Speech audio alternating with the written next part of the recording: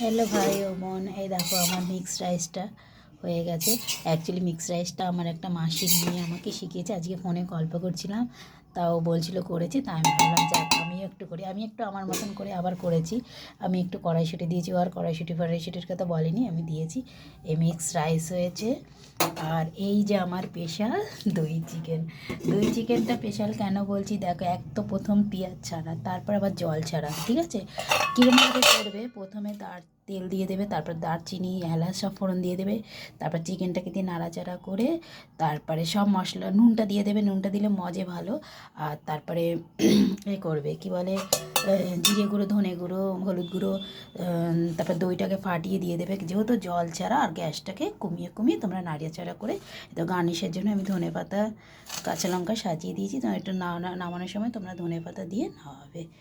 আর এই রাইসটা mix rice হোক, রুটি হোক, পরোটা হোক, যা দিয়ে হোক খাবে, দারুণ লাগবে, দারুণ রান্না। মিক্স রাইসটাও খুব সুন্দর হয়েছে, যেরকম তোমরা নুন মিষ্টি খাবে সেরকম। বাহ! এমনিতে আমি রান্না করতে ভীষণ ভালোবাসি। যে কোনো নতুন রান্না শুনি মনে হচ্ছে যে, মনে হয় যেন করি আর ছাড়ি, কিন্তু কী করবো, এডিট ভালো করে করতে পারি না। কেননা আগে আমার ছেলে করে দিতে, এখন ওর টাইম নেই, কাজে খুব ব্যস্ত থাকে। তাই যেরকম পারি করি। প্লিজ লাইক ও কমেন্ট ও শেয়ার করো তোমরা, আমারও ভালো লাগবে ছাড়তে। না তোমরা যে করো না বলেই তো আমারও ভালো লাগে না। ওকে, বাই, গুড নাইট।